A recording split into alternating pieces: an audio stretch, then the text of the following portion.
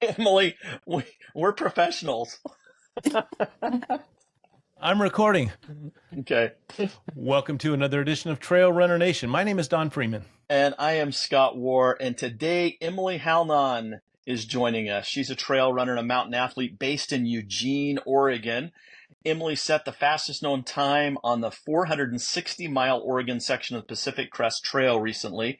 And she has a lot of ultra running, trail running experience. She's attended and participated in the Hard Rock 100 a few times and actually finished in the top 10 a few years ago. She's conquered numerous 100-mile races across the Cascades, the Siskiyous, and the San Juans. Emily is joining us today to talk about her experience setting the fastest known time on that 460-mile section of the PCT in 7 days, 19 hours, and 23 minutes. Now, Don already has his calculator out, and he's doing the math.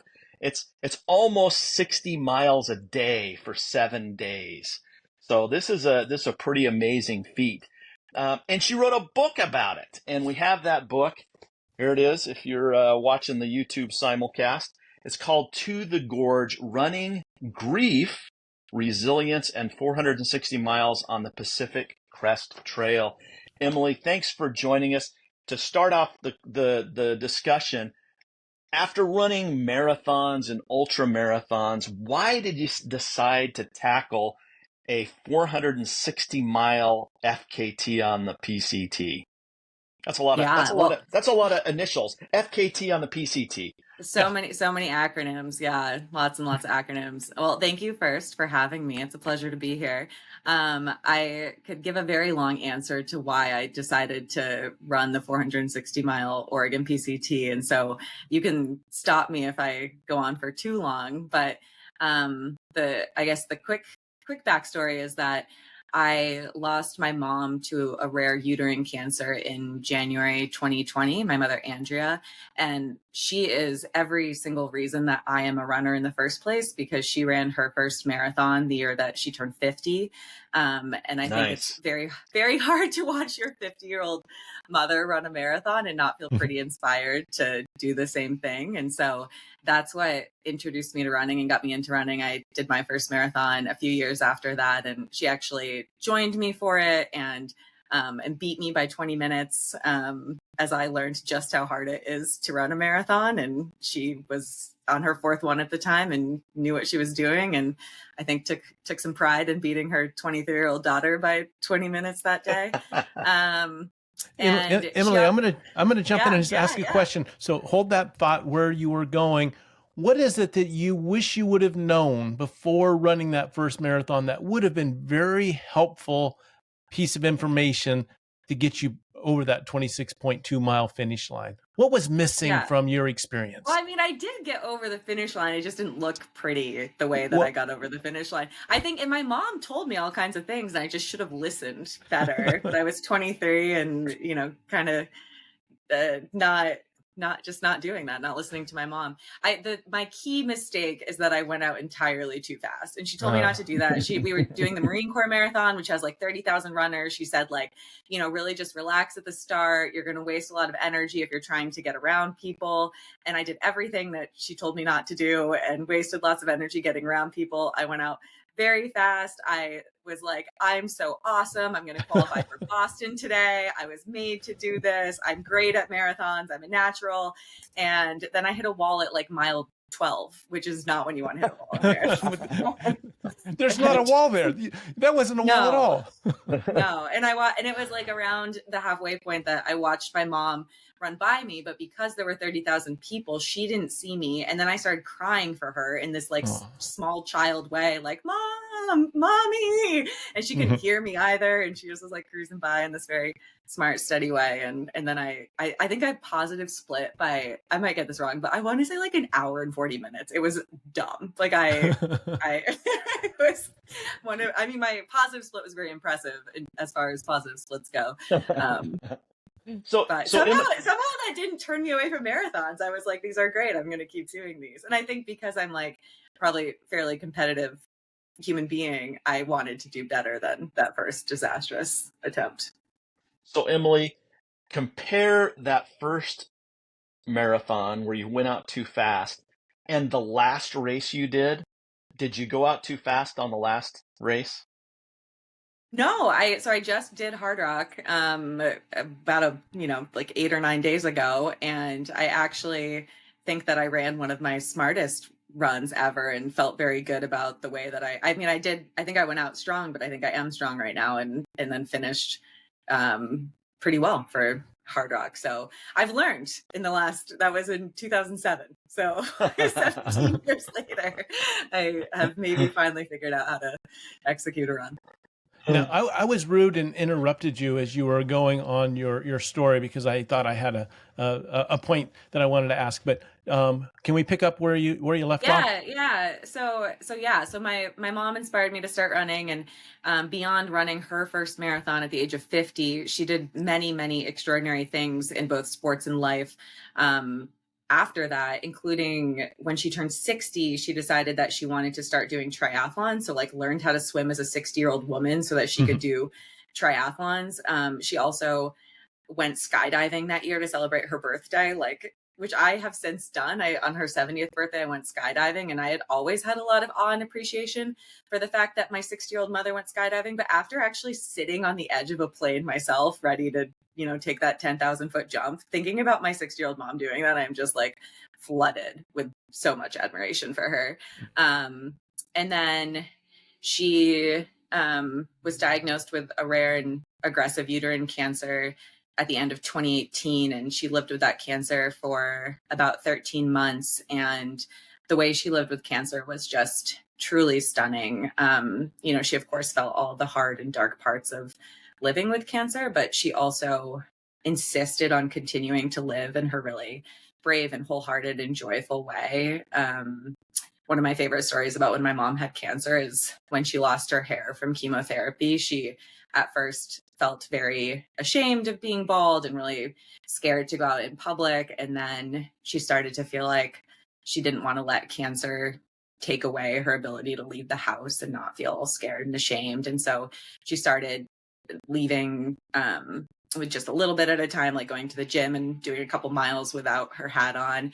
And then she was like, screw this, like, I'm not letting cancer take this from me. And she lived in Vermont at the time, or she lived in Vermont, period. But she found this rural diner in Maine that had a Bald Thursday special, and she got a couple of girlfriends to go on this road trip with her to this very small town in Maine to get 30% off her breakfast. There's a photo of her sitting in this diner that day, and she's just cackling and like truly living with joy through the hardest time in her life. And so when she passed away, I felt very moved to do something in that bold, brave, wholehearted spirit. And especially, and I talk about this a lot, I write about this in my book, I got into running because my mom introduced me to how running gives you the space to really like explore the depth of your strength and redefine your limits and keep pushing yourself and seeing what you can do and redefining that again and again. And for a while, I did that. Like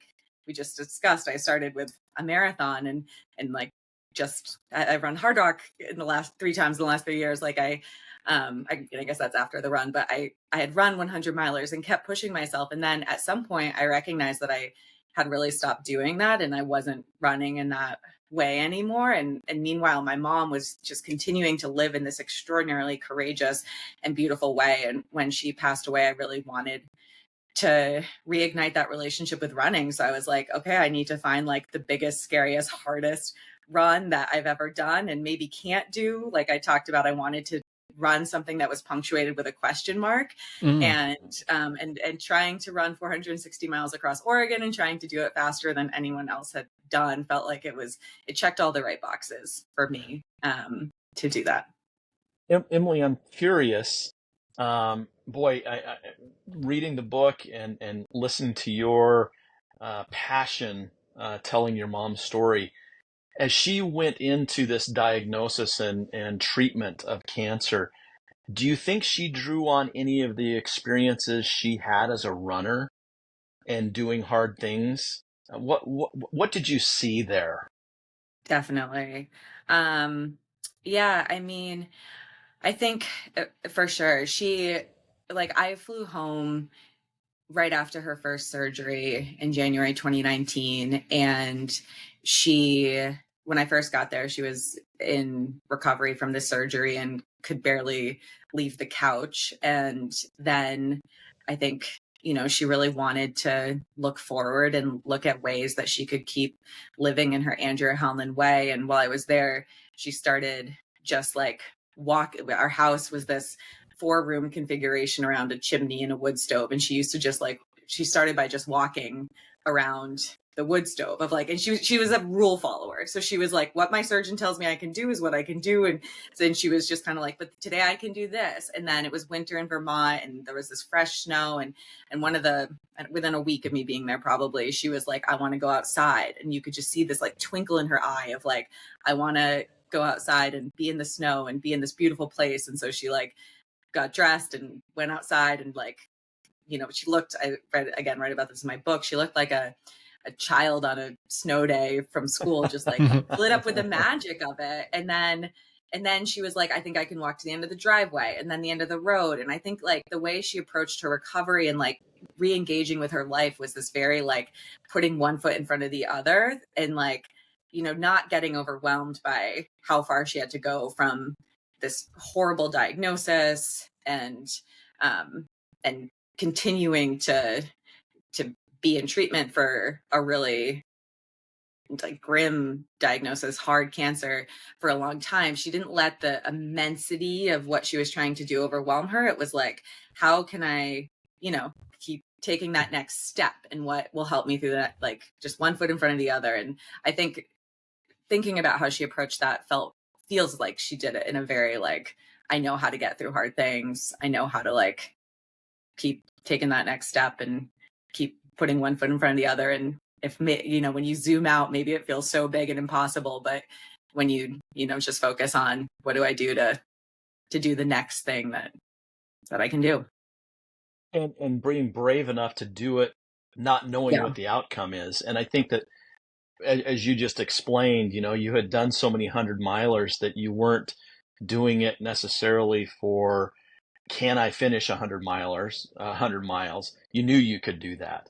And now you're approaching something, a 460-mile adventure where there's, like you said, there's a question mark. It reminds me of Daniel, is it called Masoji that we learned about, where you give yourself an audacious goal that you have like a 50% chance of failure, and going into it with that knowledge that this is going to be hard. It's not going to kill me, but it's going to be hard, and there's a good chance of failure.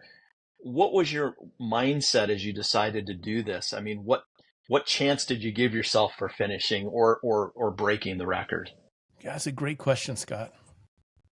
Yeah, I think that I chose to have almost like a reckless amount of self-belief in myself. I had kind of unfounded self-belief. I had so much respect for everyone who had set a record on the Oregon PCT. Brian Donnelly, who held the overall record, is an amazing athlete out of Portland. Yassine and Scott had the men's supported record, both incredible athletes. My now friend Danielle Snyder had the women's record. So much respect for all of them.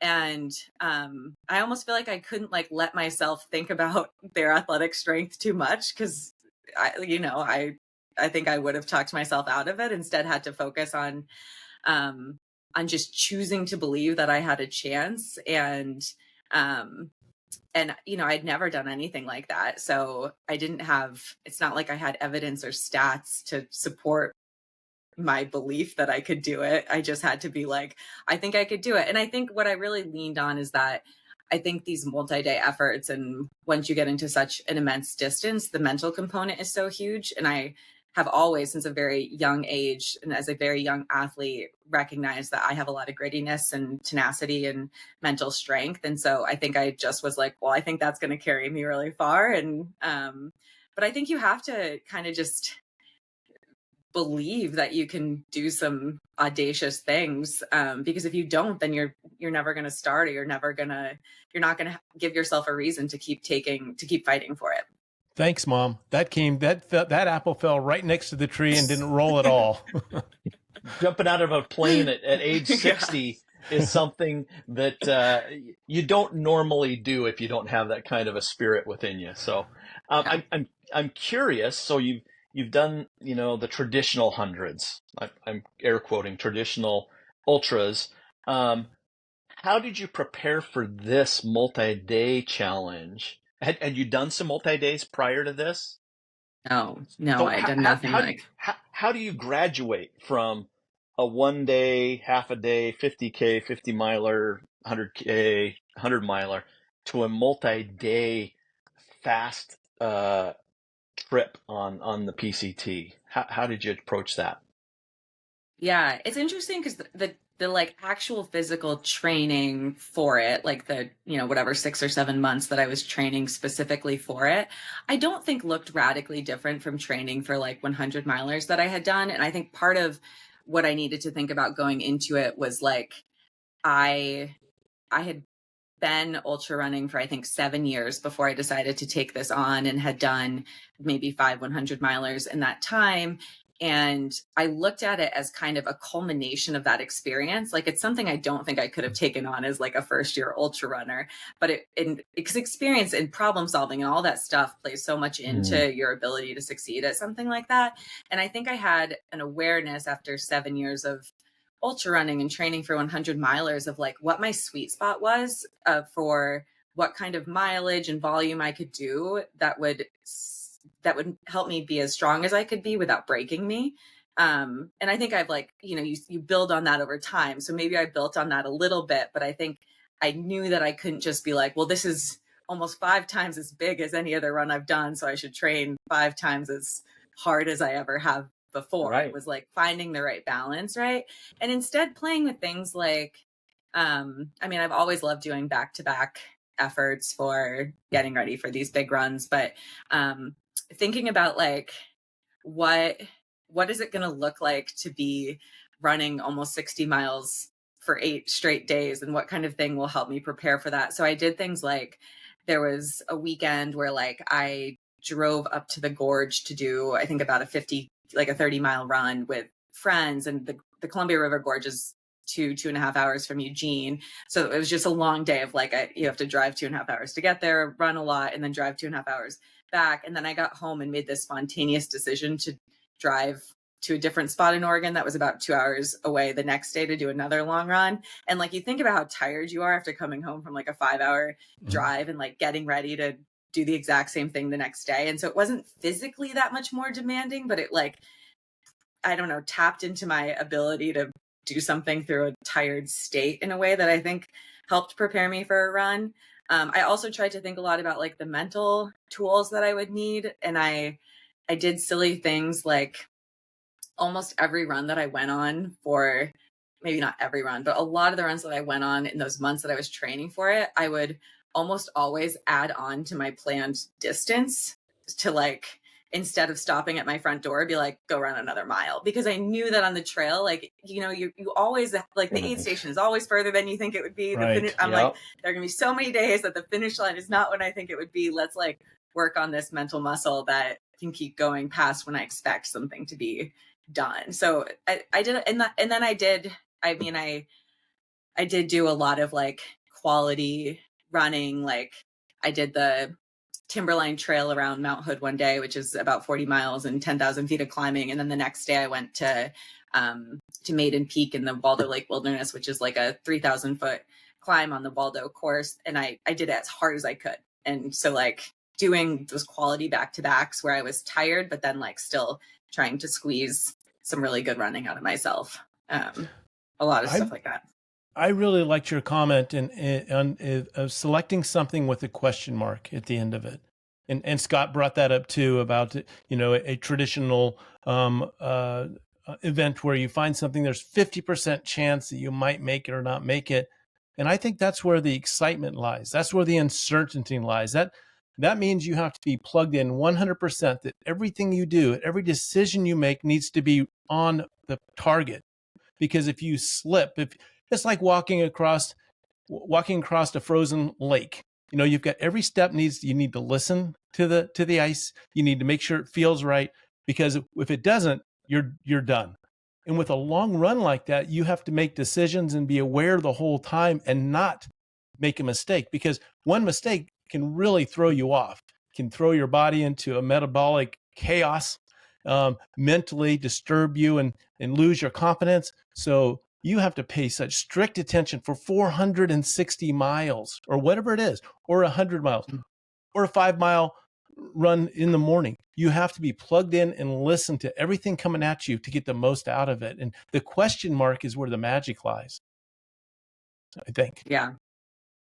I think it's an awareness too of not like both being aware of what you're doing and avoiding those critical mistakes that could derail your effort, but it's also the awareness of how easily the effort could get derailed. Like I've had a lot of people ask me, like, when did you know you had the record? And like, no matter how on track I stayed, it was not until that last day when I had was kind of like it would take a catastrophic accident for me to not make it to the bridge. But like, you're just so aware that I mean, we've all done these long distances and have felt the ways that that things can really, get us totally off the tracks. And so that was very, very much on my mind throughout the run of that a lot can happen, and that nothing felt certain until I was like, could almost touch the bridge.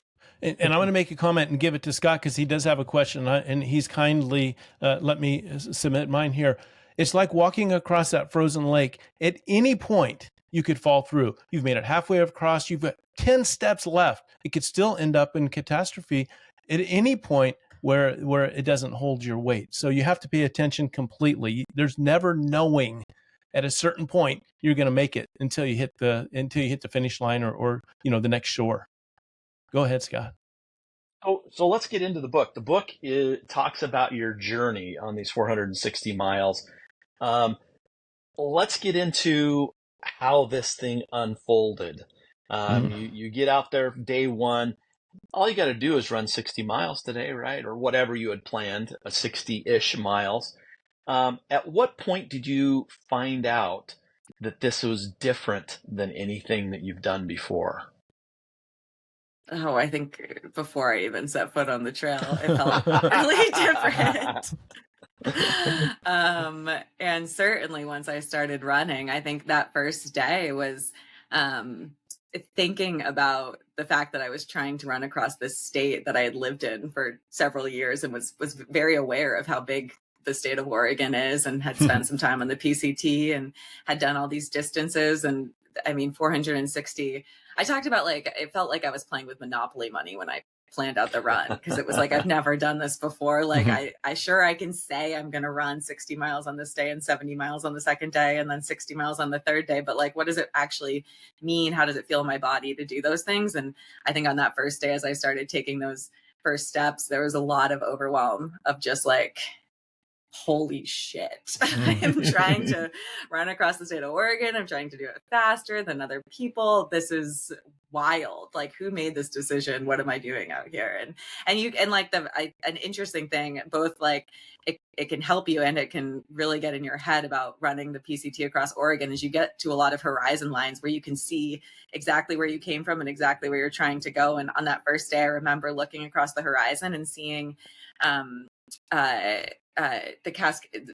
Pilot Rock and the Cascade Siskiyou National Monument. And that was only like my halfway point for the first day. And it looked like just this teeny little thumbnail on the horizon. And I was like, that's only my halfway point. I have to get all the way there. And I have to do that again to get to the end of the day. And it's only my first day. And I have to do this 8 more times. And it was just a lot.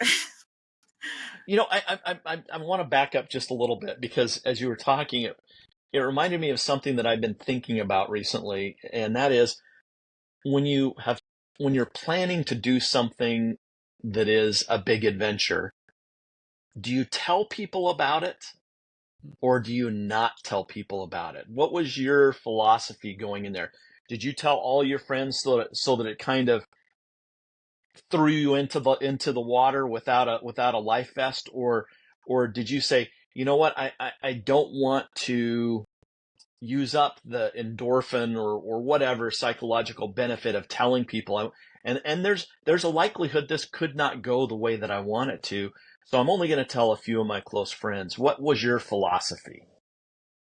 It started off by just telling a few close friends, and it was met with a lot of excitement, which was, it's fun to feel like you have that support from your close circle. And then I did not share it super widely for a while, but I did share it widely right before I started the run for a couple of reasons. One is that I was fundraising for Brave Like Gabe, which is Gabe Grunwald's foundation that supports rare cancer research. And I wanted that to be an effort that meant something. And so I have to talk about it if I want to raise Right. money.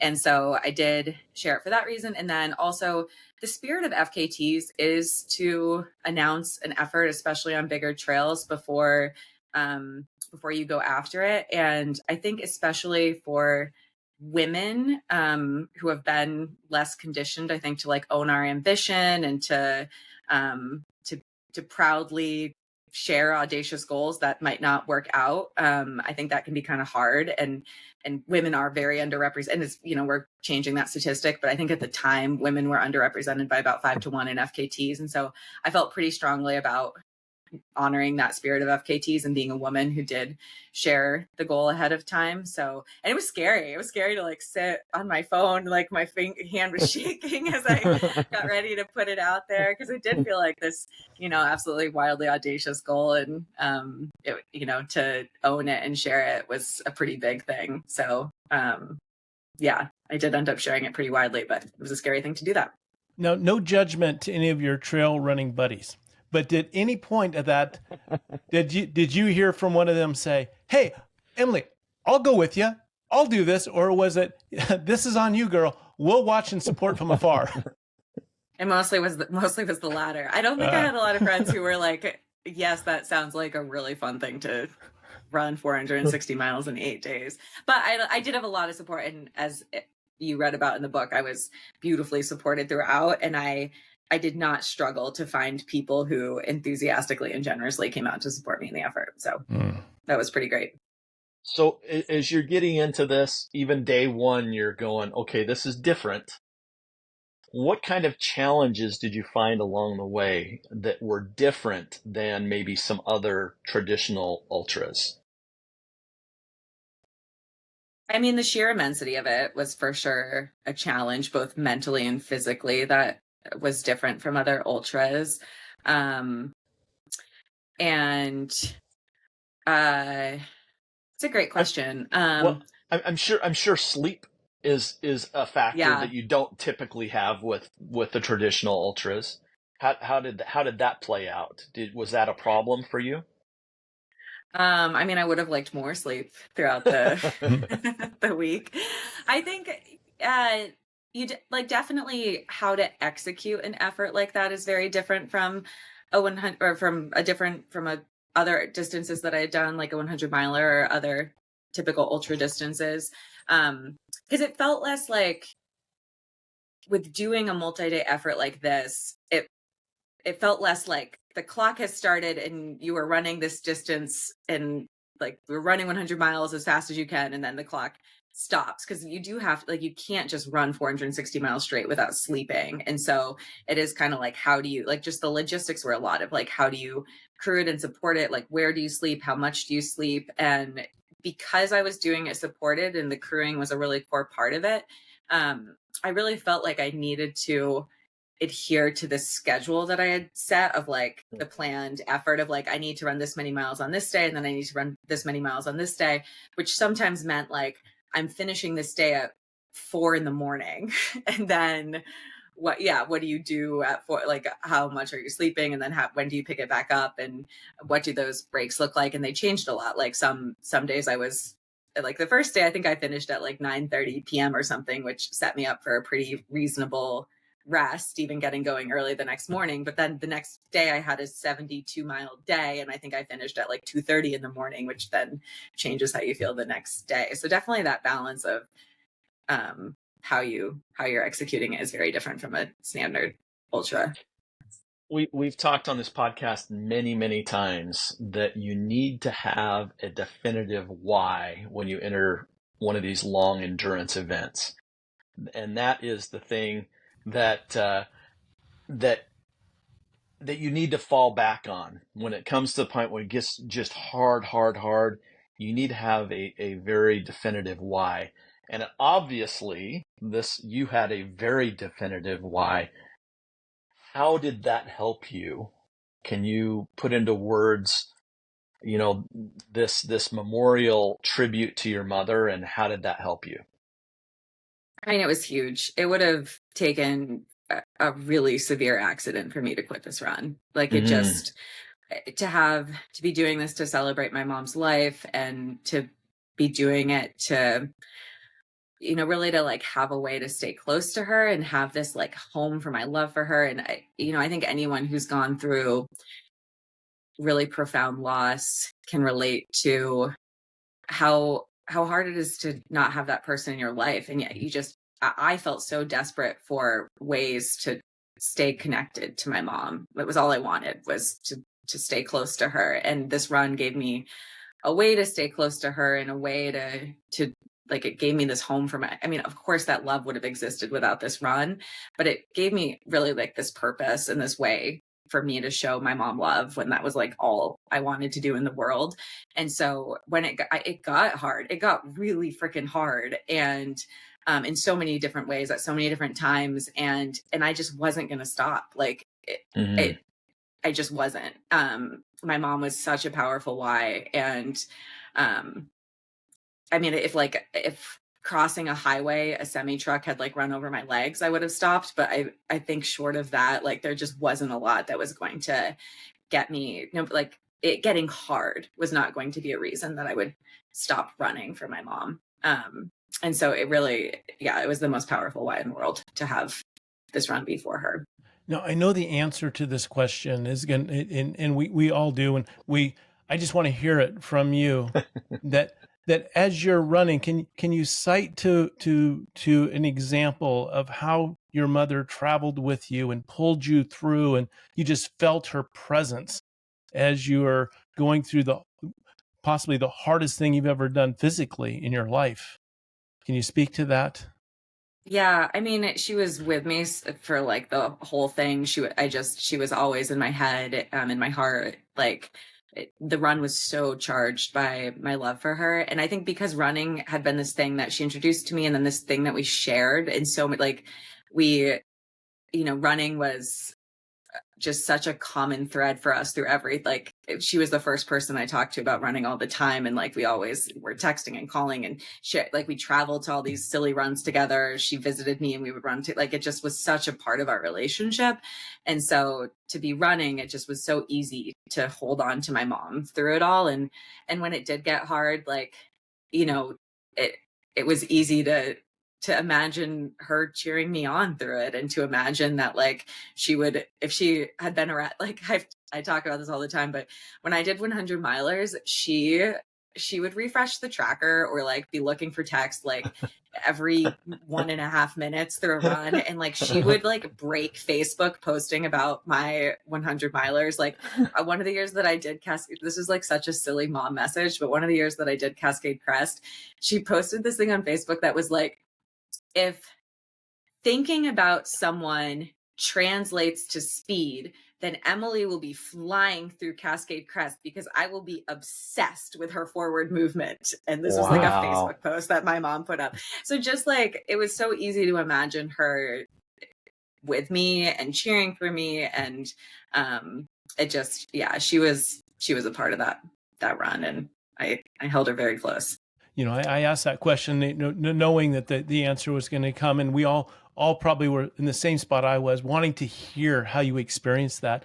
And I know that for us that have gone out there, that are listening, and have done hard things and long distance, whatever it might be, your length of time. I've lost a father some years back and had the same type of experience, knowing that I was closer at that moment through that hard span than any other time. It was like when you're doing something hard and on the trail, that all kinds of facades go down and egos go away, and you just become raw. And in that moment, the transparency between wherever they exist and you, so thin. as you're there, it is a moment to spend intimate time with that person, all the things they've taught you and all the way they inspire you and still pull you forward. Right. All of it's there during that hard effort. They're so powerful. I just wanted to hear you say it, and it's true. You said it perfectly. Yeah. I mean, if there's anywhere I can find my mom, it's on the run. And yeah, I feel so grateful to have running as a way that I can stay connected and stay close to my mom. And this run was obviously like a huge and powerful way that I got to do that. Beautiful. You know, the grieving process, I don't think ever ends. It's something that you live with every day.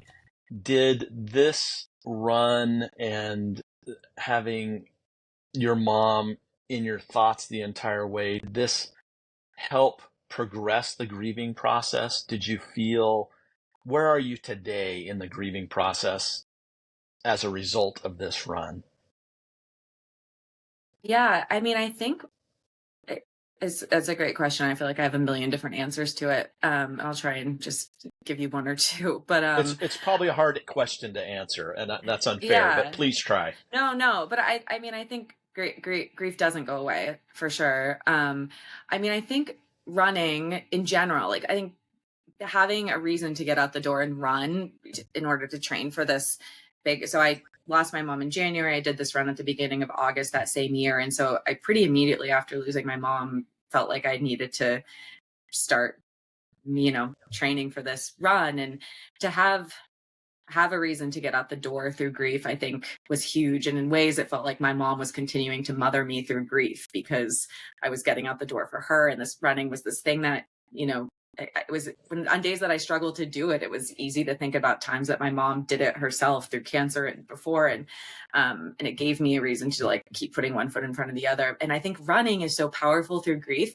because grief is so physical. Like you think about when we've been through grief, and like when I lost my mom, I felt like my heart like had shattered into shards of glass and they were piercing every single breath I took. And I've had times where, grief feels like this hollow ache inside me. And I think running like through the physical sensations of grief really helps you feel and heal through this grief. And so I think like being able to run in that way, like was really helpful. And then I think running also is so powerful for grief and so many other hard emotions that we go through, because you think about like, I mean, I was just at Hard Rock. You have been at many races of long distances before. And you think about how people experience what they're going through during those long distances. And like, not a lot of people are trying to hide how they're feeling. Like there's a lot of like honest, raw emotions on display. Right. Like I think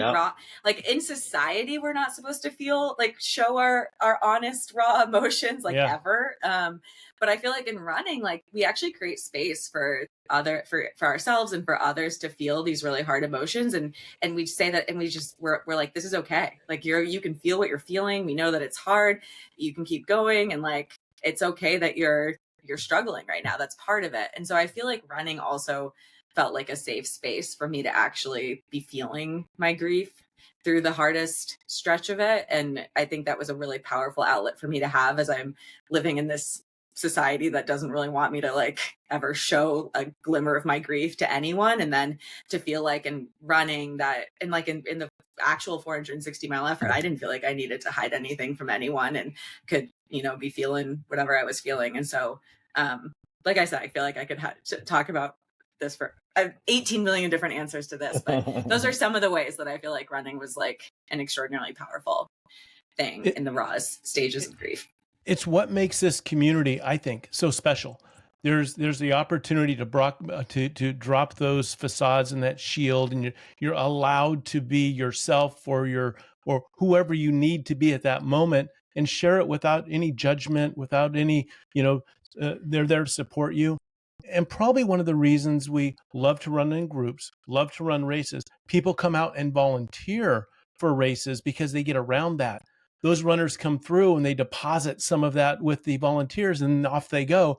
And as a volunteer, you're collecting a basket full of just positive, real emotion that's coming through, where people aren't afraid to hide who they are. They're not afraid to sit down in the chair and explain to what's happening, and then you encourage them and off they go on their journey.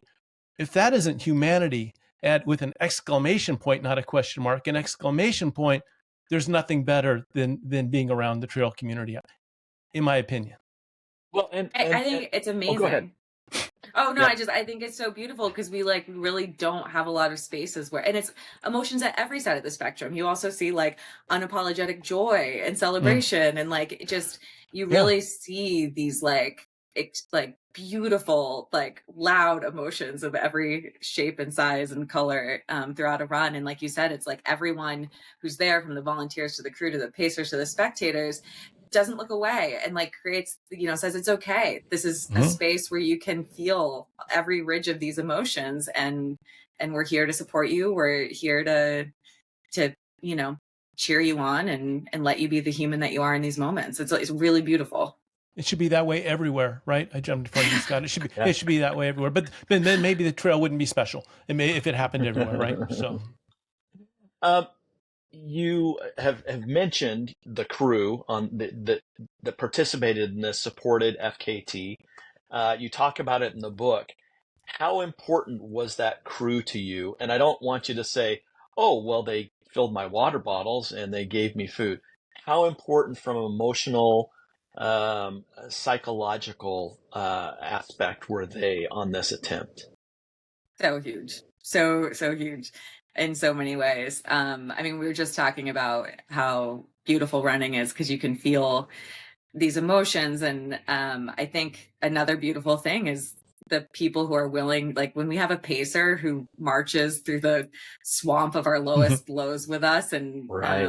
you think like, and I go back to grief of like, one of the most powerful things that someone can do to support a human going through grief is just be willing to like sit with them through the horrible swamp of grief and not run away from their hard emotions. And that's exactly what a pacer does for us when we're going through the swamp of lows. And so having someone who's willing to just like, because it's hard to see someone going through something that difficult, both in grief and more so in grief, but both in grief and in running, and having someone who's willing to just stay by our side and say, it's okay, you can feel what you're feeling, I'm not going anywhere. And my crew really did that for me. And then I'm someone who just gets such a huge boost from feeling supported, from seeing my friends. Like during a 100 miler, like I say that it's like kind of creepy how much I think about getting to see my friends at aid stations, because it gives me such a boost. Like I feel like I can fantasize about my friends and a hug from them for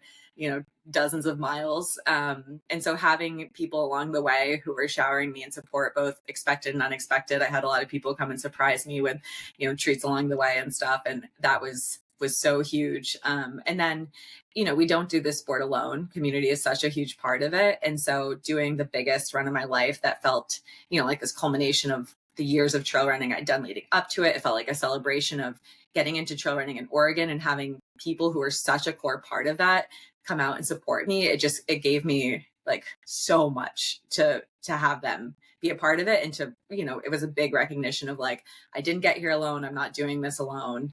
And I'm so grateful for every one of you for being a part of what led up to this, and then being a part of what's getting me from the southern end of Oregon to the other side of the state.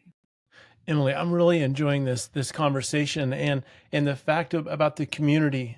If you look at yourself and saying, well, I'm not as fast as I used to be. This used to be easier to do this loop and I'm much slower.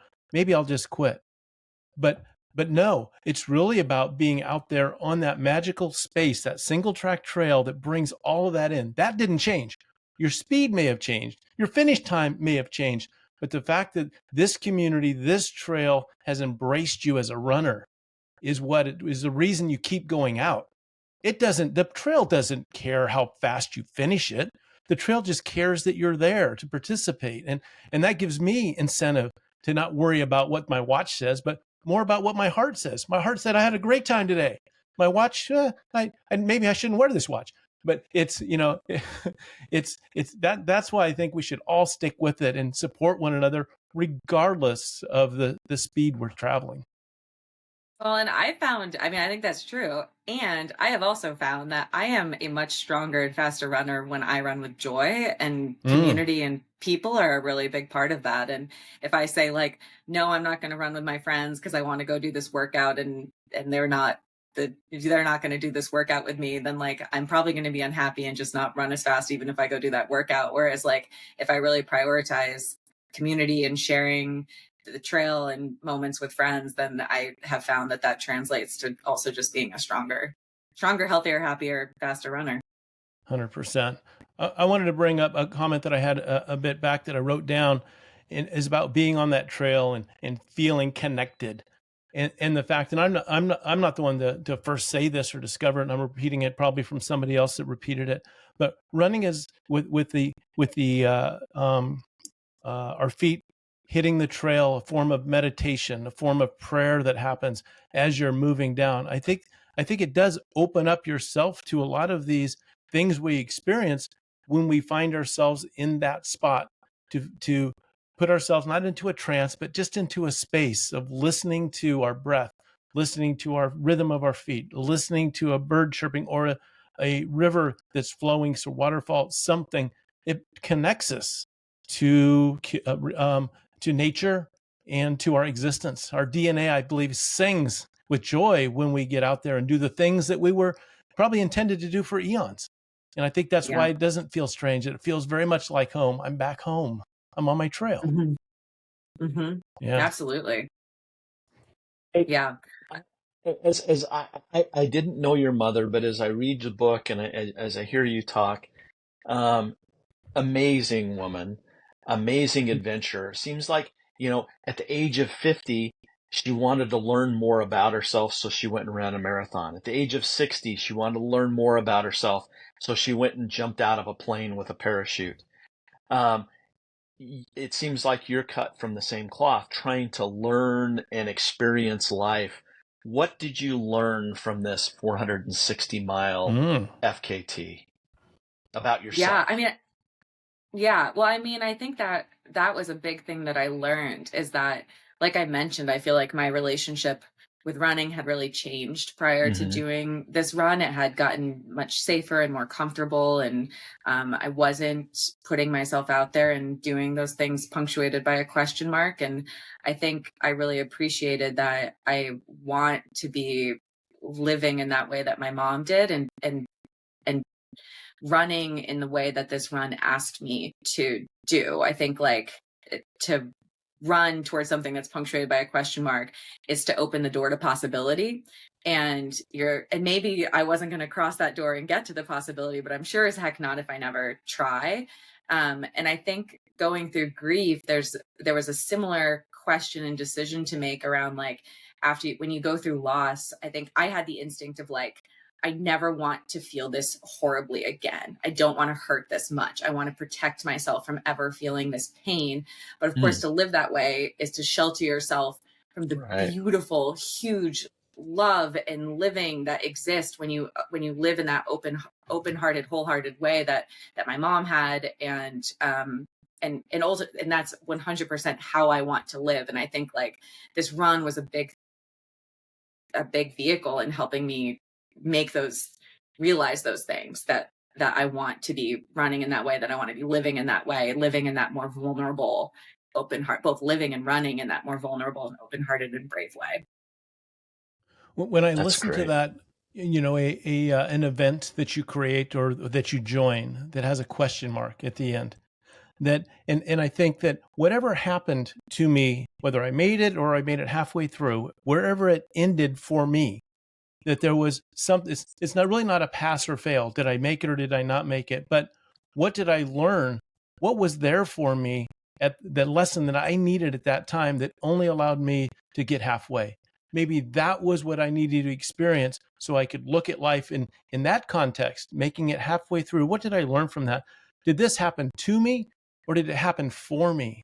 And if it's a for me, there's no failure at all in that question mark not being completed. But the only way you could learn that lesson was halfway.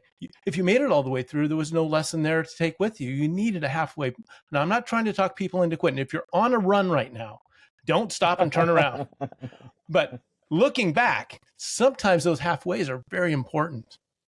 Oh, they can be huge. And who are you? Who does it ask you to be to even get to that halfway point? Yeah. And like, what do you want to carry forward from being that person? And like I said, I just finished Hard Rock, and I had an amazing run. I cut 3 hours off of my time from last year, 5 hours off from the last time I ran in this direction.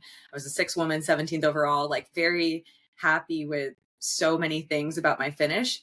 And there are some things that I look at and they leave me really hungry to do it again. And it's like, I feel, and I've been thinking that like one of the best ways to end a run is not super satisfied. Like you got like having that, both like finding things that you're really proud of, but also having things that like leave you with fire for the next time and leave you with those like, what did I learn here? Like, what do I want to carry forward and take into the next run? And I think that's like one of the most powerful ways that we can end one of these really big things. No, I think we've painted the picture pretty positive that running 460 miles is a smart thing to do. But you had a little bit of trauma going through that. You experienced a few hard things. Tell us some of the other side of that curtain. Pull that back so that all of us don't just get on Ultra Sign Up and look for the longest event we can find. What are some of the things that you had to overcome to get that 460-mile journey completed? Yeah, there were a couple of very hard days. One of the hardest days was my second day. It was a 72-mile day. And like we said, my average was about 60, 72. Maybe that doesn't sound like that much more than 60, but it is more than 60. And it felt like more than 60. And there was a lot about that day that just mentally was really tough for me, because, it's so early in the run. So it's like, this is big. And also on the other side of it, I still have like over 300 miles. I think I'm doing that math right, to go. That was really hard. The hardest day by far was my 6th day on the trail. And that is when I had what I feel like can only be described as like a winter storm. That it was like, maybe not quite a winter storm, but it was the borderline. It felt like a storm from like the devil of winter that descended on the trail that day. And it was just wretched. It was a very exposed day, like pretty much all above tree line. And this storm was just a monster. It was like wind so fierce that I like had to like steady myself on the ground because I was like, is this going to like whip me off the ridge line? And it wasn't a winter storm. I think a winter storm actually would have been better because snow would have felt like a gentler form of precipitation. But instead it was like that horrible, like 32.5 degrees or something where it's like just above freezing. So it's just this like icy, punishing rain that I felt like was like reaching the marrow of my bones. Like I was like never going to be warm and dry again. And it was relentless. It really persisted for a lot of the day. And I think I don't know what I could have worn to protect myself from this other than like a full body Gore-Tex suit or something. I didn't even that. I don't know. Like it was just, I had never been that hopelessly, irreparably cold before. And it was my 6th day. So it was also, there was a lot of cumulative fatigue. I had a shin issue that was starting to hurt. And so it was a day where really like I fought for every step. And it was one of those days where you're like, I legitimately do not, this feels impossible to get through this day. But was a day that really there was a powerful reminder that we can somehow get through the seemingly impossible if you just keep putting one foot in front of the other. And I think I finished at like 4 a.m. that day. I had my friends crew me about 10 miles from the end of the day, and the storm had stopped by then, and they had brought like a sleeping bag and some like Jetboil to make ramen and hot cocoa. Getting out of that sleeping bag after trudging through that storm for like a million hours was one of the hardest things that I did on the trail. I was like, I could live in the sleeping bag for the rest of time and just be warm after not being warm. And instead I have to go and trudge into the night for another 10 miles, which again, 10 miles might not sound like a lot, but it was a lot in that moment. So those were definitely some of and then I did have the shin issue kind of turned into a thing, and terrible, horrible blisters and all the things you probably would expect from continuing to run for 8 days. For a run with a question mark. Go ahead, Scott. Yeah. For that's why there was a question mark. Things bad can happen. As people are listening to this, they may have experienced similar situations that are bad, or they may not have had the great opportunity yet. how do you make it past that? You're in this storm, spirits are low. You're thinking, can I go on? How do you, Emily, get past that? How do you put one step in front of the other? What do you call upon? What strategies do you use? I mean, I think for me, it's like there's a series of questions, and it's like, what do you like not want to do in this moment? And it's like, keep going. But what do you really want to do? And it's like, Ah, get to the bridge of the gods. And so, no, I didn't want to keep putting one foot in front of the other through this stupid, punishing, horrible storm. But what I really wanted was to get to the bridge of the gods and to do it for my mom. So I'm going to keep doing this thing that I don't really want to do, because more than I don't want to do that thing, I want to do this other thing. And that really helps me keep going, of like acknowledging, like, yeah, I don't want to do this, but I want this other thing more. So I'm going to keep doing this. And I think it also, like, this is such a writerly thing of me, but I love the, like, what story do you want to write today? What story do you want to tell today? And like, the story I want to tell is usually not like, I stopped when it got hard. Like, I want to keep going. And especially with this run, it just, again, was so much about my mom, and that why really pulled me through things. And I think, a cool thing about ultra running is the more we do these things, the more we collect this knowledge that we can keep going through those moments. But this run was by far the hardest thing that I had ever done. And so in some ways I was like, well, I've never done something this hard, so I don't know if I can keep going. But I had done so many hard things that that really gives you this beautiful fuel to get through these hard things, of like, I am someone who can keep going when it gets hard, and like, it can feel impossible and I can keep going. I mark your bingo calendar. That was a golden nugget. At least it was for me, to bring a writer's perspective into your experience. And as you're going through something hard, like Emily was saying, how do I want to record this in my journal tonight? Or if I'm writing a book, how do I want to communicate this in a writing format? I think back, one of our good friends, Brian Kontosh, Tosh, taught us the principle of you can give yourself a pity party, but you give it a certain amount of time. You're in a bad space and you acknowledge it. You throw your little pity party, but then this is the way I interpreted what you just said, Emily. But then you go to what you really want. Yes, it's bad. I want to quit. I don't want to take another step. I want to lay down and get into the fetal position. And you can think about that. I think it's important to think about that. But then you get past it. You forget about the pity party, and then you get back to work and you say, this is the real goal. And I love that writer perspective. How am I going to communicate this at the end of the day? How am I going to write this chapter today? Am I going to say, things got really bad and I quit? Or do you want to say no, go ahead. Mm-hmm.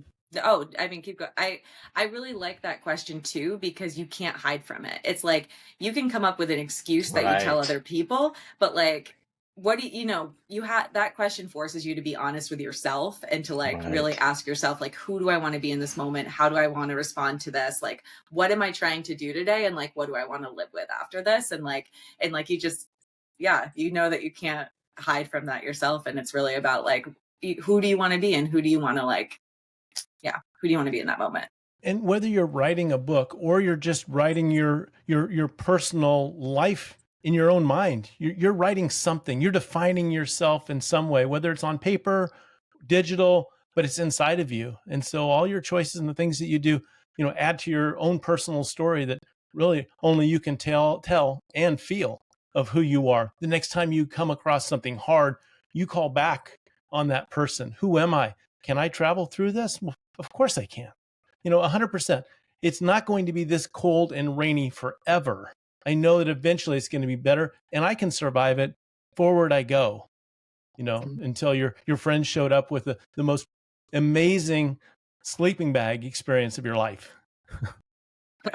Too amazing.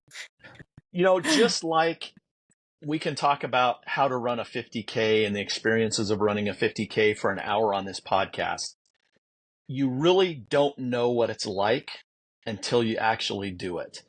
we've been talking with Emily about this great adventure and her book for an hour.